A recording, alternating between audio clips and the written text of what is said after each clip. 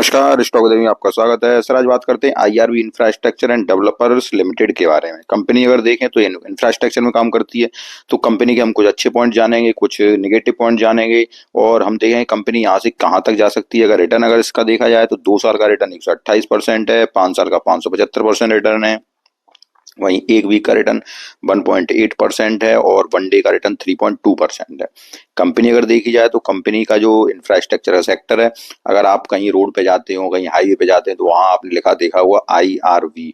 तो company infrastructure में काम करती है, इंजीनियरिंग कंस्ट्रक्शन की कंपनी है और हाईवे वगैरह ये बनाने बनाने का काम करती है। अब हम कंपनी का अगर देखते हैं तो एक कंपनी का अपडेट भी निकल के आई है। अपडेट देखेंगे और सारे कुछ फंडामेंटल पर चर्चा करेंगे और इसके चार्ट पे चलेंगे। और अगर आपको वीडियो पसंद आए तो वीडियो को आप लाइक कीजिए, चैनल को सब्सक्राइब कीजिए। तो सबसे पहले हम देखते हैं इसके कुछ अपडेट निकल के आ रहे हैं जो कि डिविडेंड देने के बारे में, उसको देखते हैं। अगर यहाँ देखें तो ये निकल के आ रहा है कि डिक्लेयर इंटरिम डिविडेंड ऑफ 0.10 पर equity share of face value of 1। ठीक है सर, ये देखिए रिकॉर्ड डेट जो निकल के आ रही है वो 8 नवंबर 2024 की रिकॉर्ड डेट निकल के आ रही है। तो यहाँ पे अब अगर 8 नवंबर तक शेयर आपके खाते में है तो आपको इंटरिम डिविडेंड मिलेगा। ठीक है सर। अब अगर देखें तो इंटरिम डिविडेंड तो काफी कम है, 0.10 का है, लेकिन जो फेस वैल्यू है उसका इन्होंने 10% दिया है। अब हम चलते हैं इसके फंडामेंटल की तरफ। और अगर फंडामेंटल देखा जाए तो मार्केट कैप इसका 32,303 करोड़ का है, एक मिड कैप स्टडी कंपनी है। अगर स्टॉक पी अगर देखा जाए तो स्टॉक का पीई रेशियो यहाँ पे आपका 52.4 निकल के आ रहा है। उसके बाद अगर देखते हैं हम पी रेशियो के बाद आरओसी आरओई 8.96 और 4.38 की है जो कि कम है। ठीक है सर। अब सबसे बड़ा डेंट जो निकल के आ रहा है वो निकल के आ रहा है इसमें अगर देखा जाए तो पीई रेशियो माइनस का है। इसको आपको ध्यान रखना है कि जब भी आप इन्वेस्ट करें तो ये ध्यान रखना है कि इसका पीई रेशियो माइनस का है। उसके बाद अगर देखा जाए तो उसके बाद हम देखें तो इंडस्ट्री का पी 26.8 का है और कर्जा कंपनी के पास 1.35 का है, मतलब डेब्ट टू इक्विटी 1.35 है तो कर्जा भी कंपनी के पास है। दोनों बातें आप याद रखें। डिविडेंड यील्ड है अगर 0.56 है जो कि डिविडेंड वो दे रही है।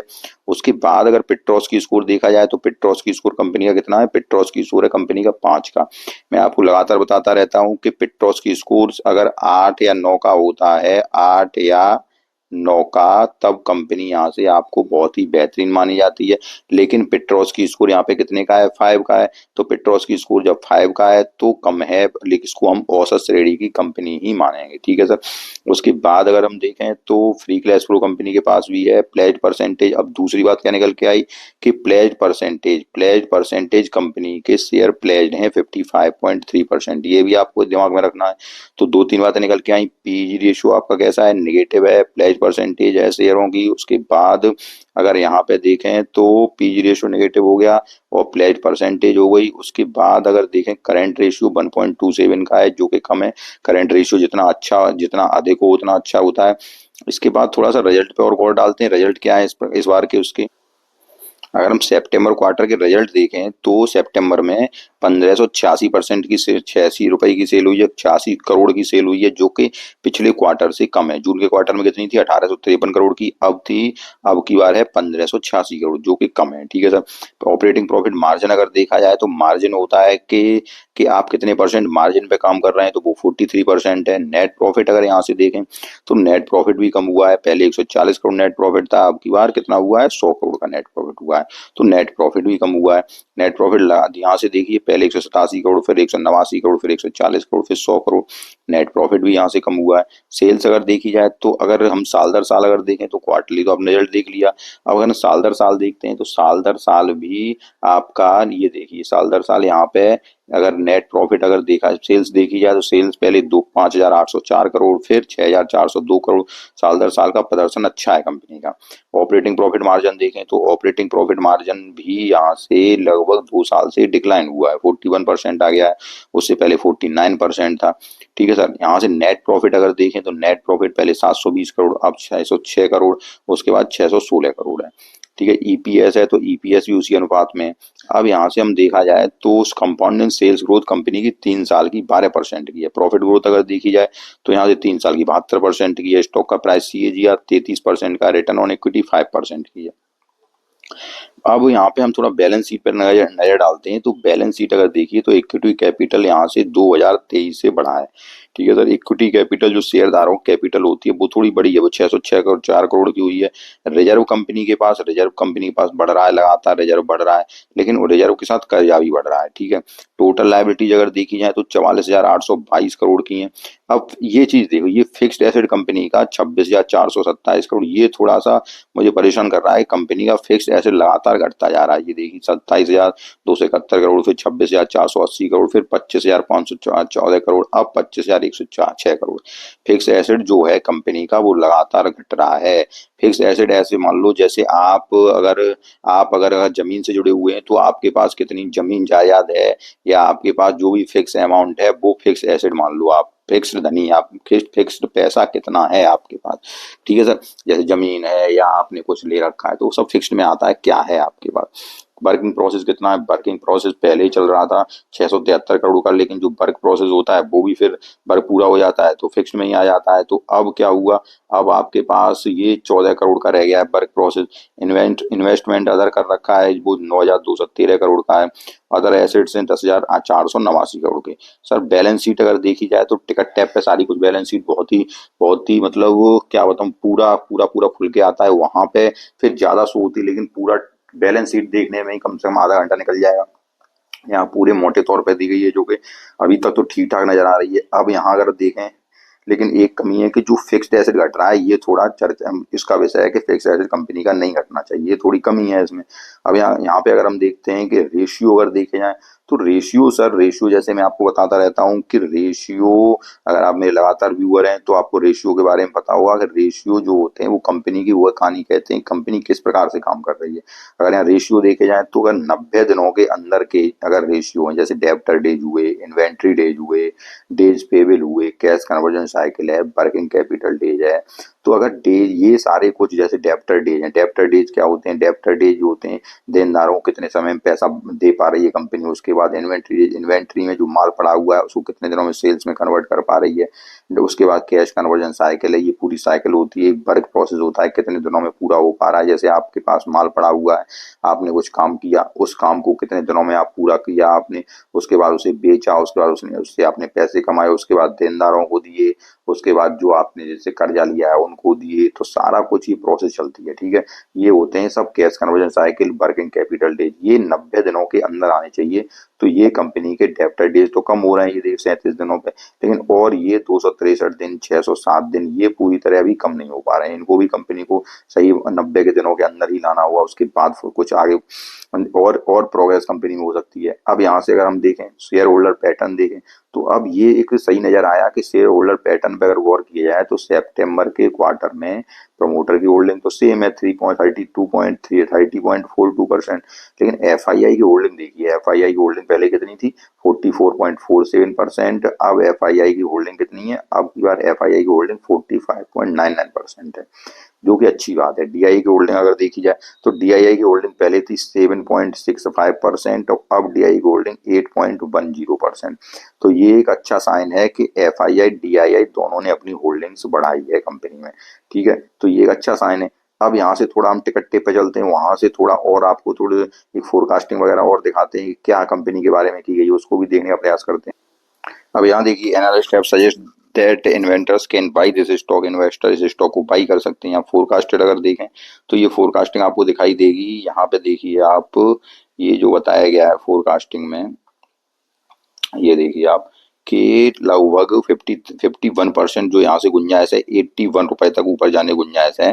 ठीक है सर, तो वो ऊपर जाने की लगभग 51% यहाँ से ऊपर जा सकता है स्टॉक, और वो जो 51% बनना है वो यहाँ पे 81 के लगभग बनना है। ठीक है, और मीडियम टर्म में ये 28% है जो कि 68 के पास बनना है, और अगर छोटा और टारगेट देखा जाए तो लगभग 62 का बनना है यहाँ से। ठीक है सर, तो एनालिस्ट जो बता रहे हैं कि वो लगभग 51% की यहाँ से मूवमेंट तक का गुंजाइश है, 81 रुपए तक का, कितने का बता रहे हैं 81 तक का। ठीक है, अब हम चार्ट पे चलते हैं, चार्ट पे देखते हैं क्या ये 81 की प्राइस कहाँ से आ सकती है और क्या आ सकती है कि नहीं आ सकती है, तो वो थोड़ा सब चार्ट पे आपको पता चल जाएगा।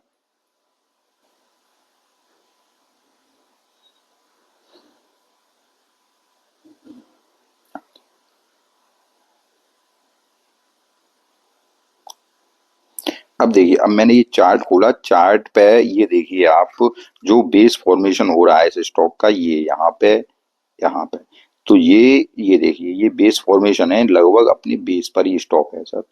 इस प्राइस पे जो है ये अपनी बेस पे स्टॉक है। अब यहाँ से क्या हो रहा है कि स्टॉक नीचे की तरफ जा रहा है, ठीक है सर। नीचे की तरफ जब स्टॉक का इंडिकेशन है तो एक जो रेंज बन रही है, ये ऊपर वाली रेंज, ये और ये वाली रेंज, ये जो बॉक्स पैटर्न में जो रेंज बन रही है, इसी रेंज में स्टॉक घूम रहा है। ठीक है, अब आपको क्या करना है, थोड़ा आपको बताने का प्रयास करता हूँ। अब अभी ये स्टॉक 50 रुपए की प्राइस पे है, ठीक है सर। लेकिन यहाँ से अगर स्टॉक में और गिरावट आती है, अभी कितने पाए, 53 पे है। लेकिन अगर स्टॉक 50 रुपए से, मजबूत सपोर्ट है 50 रुपए का इसका, ये वाला सपोर्ट 49.58 रुपए का, या 50 रुपए का मान लो, ये जो सपोर्ट है इसके पास मजबूत सपोर्ट है लगन। लेकिन अगर इस सपोर्ट को अगर स्टॉक तोड़ता है तो आपको ये स्टॉक इस प्राइस पे भी आता हुआ दिख सकता है, वो है 47.57 रुपए की। ठीक है, यहाँ पे इस स्टॉक, अगर आप, अब मैं आपको बताऊंगा थोड़ा सा, अगर आप, क्योंकि इसका जो रिजल्ट है वो इस बार के क्वार्टर का अच्छा नहीं आया, लेकिन अगर यहाँ पे अगर गिरावट होती है इस स्टॉक में, क्योंकि ये स्टॉक देखिए आप, लगातार एक लोअर लो की फॉर्मेशन बना रहा है, जो कि आप देखिए लोअर लो का फॉर्मेशन किस प्रकार बना रहा है। जैसे यहाँ पे इसने लो बनाया, ये देखिए, फिर यहाँ लो बनाया, फिर ये लो बनाया, फिर ये लो बनाया। अगर किसी यहाँ पे कंसोलिडेट होके अगर फिर लो बनाता है तो फिर ये लगभग आपको 50 का तो इसका मजबूत सपोर्ट है, ये वाला, ये सपोर्ट है आपका 50 का। लेकिन अगर यहाँ से 50 से अगर ये नीचे गया तो ये जो सपोर्ट है लगभग 47, तो यहाँ 47 के पास भी स्टॉक आ सकता है, इसके लिए आप तैयार रहिए। अगर आपके पास पहले से इन्वेस्टेड है, अब दो बातें आती हैं, अगर आप पहले से इन्वेस्टेड हैं तो आप इन्वेस्ट बने रहिए, कोई दिक्कत की बात नहीं है, मिड कैप कंपनी है, कोई परेशानी की बात नहीं है। दूसरी बात, इंफ्रास्ट्रक्चर में कंपनी काम कर रही है, तो जब कंपनी इंफ्रास्ट्रक्चर में काम कर रही है तो डरने घबराने की वैसे ही बात नहीं है, क्योंकि इंफ्रास्ट्रक्चर तो भारत का मजबूत होना ही होना है, तो ये कंपनी को काम तो मिलना ही मिलना है। दूसरी बात क्या आती है, दूसरी बात ये आती है कि अगर आप फ्रेश एंट्री का मन बना रहे हैं, ठीक है सर, फ्रेश एंट्री का मन बना रहे हैं आप, तो फ्रेश एंट्री कहाँ पे करनी है आपको, तो फ्रेश एंट्री का जो करनी है आपको, वो मैं बता रहा हूँ। अगर आप इसलिए तैयार हैं कि ये स्टॉक यहाँ से अगर नीचे आएगा तब भी हम लेंगे, तो कोई दिक्कत नहीं है, तो आप ले सकते हो। लेकिन अगर आप एक सेफ ट्रेडर हैं और बिल्कुल सेफ चाहते हैं, तो स्टॉक को कहाँ पे ऐड करना है, तब स्टॉक को जो ऐड करना है वो मैं आपको बता रहा हूँ। अब देखो, अब ये मैंने एक ट्रेंड लाइन डाली है, अब ये स्टॉक अगर कंसोलिडेट होके यहाँ से स्टॉक में गिरावट आती है तो स्टॉक आपको मैंने बताया 47 तक दिखा सकता है, ठीक है सर। तो अब आपको ये डिसाइड करना है, ये स्टॉक 57 तक तो दिखाएगा, मैं ये नहीं कह रहा कि अभी दिखाएगा, ठीक है सर। ये स्टॉक आपको कहाँ, जब मजबूत कहाँ पे होगा, मजबूत वहां पे होगा जब 57 से ऊपर निकलेगा, ठीक है सर। तो दो तरह के ट्रेडर होते हैं, एक तो सोचते हैं कि हम थोड़ा नीचे ले लें, मतलब नीचे आपको कहाँ मिल रहा है, नीचे आपको अभी मिल, मान लो या 53 रुपए पे मिल रहा है। सपोर्ट कहाँ है, अगला सपोर्ट इसका 50 रुपए का, दूसरा सपोर्ट कौन सा है, 47 रुपए का है। तो अगर आप एक ऐसे बायर हैं, एक ऐसे ट्रेडर हैं जो कि नीचे लेना पसंद करते हैं, तो जो नीचे जो प्राइस बनेगी वो बनेगी, कौन से सपोर्ट बनेंगे, एक तो 50 का, एक 47 का, ठीक है। वहां पे ले सकते हैं, वहां पे कितने प्राइस के लिए ले सकते हैं, 57 के लिए ले सकते हैं। क्योंकि आपने देखा हो कि ये देखो, यहाँ ऊपर ट्रेंड लाइन को टच कर रहा है, वहां से फिर गिरावट हो रही है, तो एक 57 के टारगेट के लिए, लेकिन मैंने कह दिया 57, तो ये अभी 57 टारगेट नहीं आ जाएगा कि आप सोचो यहाँ से फिर सीधा ये 57 के पास चला जाए। अब स्टॉक में मजबूती कब आएगी, स्टॉक में मजबूती आएगी जब ये 57 रुपए से ऊपर निकलेगा, जब 60 रुपए के ऊपर निकलेगा, फिर ये स्टॉक आपको 66 रुपए, 66 रुपए के बाद 72 रुपए, 72 रुपए के बाद 76 रुपए, और जो 81 रुपए का, जो लगभग 80 रुपए का जो एनालिस्ट का टारगेट है वो दिखाएगा। लेकिन कब दिखाएगा, जब ये स्टॉक यहाँ पे मजबूत हो जाएगा, जब 57 के ये ऊपर निकलेगा, यहाँ पे 57 के ऊपर निकलेगा, तब फिर आपको ये टारगेट मिलते चले जाएंगे, 64 रुपए, 66 रुपए, और आपके 70 रुपए, और आपके 80 रुपए। लेकिन उससे पहले स्टॉक, उससे पहले अगर आप स्टॉक में, स्टॉक जो है वो नीचे भी जा सकता है कंसोलिडेट होके, और जो मैंने आपको प्राइजें बताई, दो प्राइजें, वो 47 रुपए की और ये 50 रुपए की, इन प्राइजों पर भी आ सकता है। तो अगर आपके पास पहले से स्टॉक है, स्टॉक कहाँ है, आपने ऊपर ले रखा है, 66 पे ले रखा है, 71 पे ले रखा है, या इन प्राइजों पे ले रखा है, तो अगर ये स्टॉक, एक तो 50 रुपए पे ऐड कर लें थोड़े स्टॉक, अगर 50 से थोड़ी फिर गिरावट होती है तो कहाँ ऐड कर लें, तो 47 पे ऐड कर लें, थोड़े थोड़े स्टॉक ऐड कर लें। थोड़ी थोड़ी क्वांटिटी, ज्यादा नहीं, वहां ऐड कर लें। उसके बाद फिर स्टॉक को छोड़ दें आप, क्योंकि वो बेस है, स्टॉक ज्यादा नीचे नहीं गिरना चाहिए। एक भारत सरकार की ये ऐसी कंपनी है जो कि हाईवे वगैरह बनाती है, इंफ्रास्ट्रक्चर में काम करती है, मिड कैप कंपनी है, तो ज्यादा डरने घबराने की मुझे इसमें कोई जरूरत लग नहीं रही है। हाँ, थोड़े शेयर परसेंटेज प्लेस्ड हैं इसके, लेकिन अब जो नया इन्वेस्टमेंट कर रहे हैं, ये केवल उनके लिए बता रहा हूँ जिनके पास पहले से स्टॉक हैं। और जो नया इन्वेस्टर है, तो नए इन्वेस्टर आप अपने आप डिसाइड करने कि आप किस तरह के हैं। अगर आप बॉटम पे लेना पसंद करते हैं तो बॉटम 47 का और इनका बॉटम बनना है। और अगर आप ऐसे सेफ ट्रेडर हैं जो कि सेफ लेना पसंद करते हैं तो 57 के ऊपर, ठीक है सर, 57 के ऊपर बाई करिए। तो आप ऐसे ट्रेडर हैं तो आपको 75 और ये 66 और 68 और 80 रुपए के टारगेट आपको आसानी से मिलते चले जाएंगे। अभी स्टॉक लगातार गिरावट के दौर में है, तो आपको 47 तक भी दिखा सकता है। इसके लिए आप तैयार रहिए। तो मैंने आपको सारी बातें बताई, अगर आपको सारी बातें पसंद आई हो तो वीडियो को लाइक कीजिए, चैनल को सब्सक्राइब कीजिए। धन्यवाद। और हाँ, अगला वीडियो में एक बहुत ही जबरदस्त शेयर है, H G infra share, infrastructure का ही शेयर है, बहुत ही जबरदस्त एच जी इंफ्रा, उस पर वीडियो बनाने वाला हूँ, तो उसको आप देखना ना भूलें, एच जी इंफ्रा शेयर को। और बहुत ही इन्वेस्टमेंट करने लायक शेयर है, उस स्टॉक को आप देखें और देखें कि ये स्टॉक इन्वेस्टमेंट करने लायक है या नहीं है। ठीक है, मिलते हैं नेक्स्ट वीडियो में, तब तक के लिए नमस्कार। और आप अगर मुझसे जुड़ना चाहें तो डिस्क्रिप्शन में नंबर है, आप मुझे कॉल कर सकते हैं, मैसेज कर सकते हैं, लेकिन ओनली ऑन इन्वेस्टमेंट पर्पज। ठीक है सर, केवल इन्वेस्टमेंट पर्पज में, no intraday, no F and O, केवल केवल केवल इन्वेस्टमेंट पर्पज। ठीक है सर, मिलते हैं नेक्स्ट वीडियो में, तब तक के लिए नमस्कार।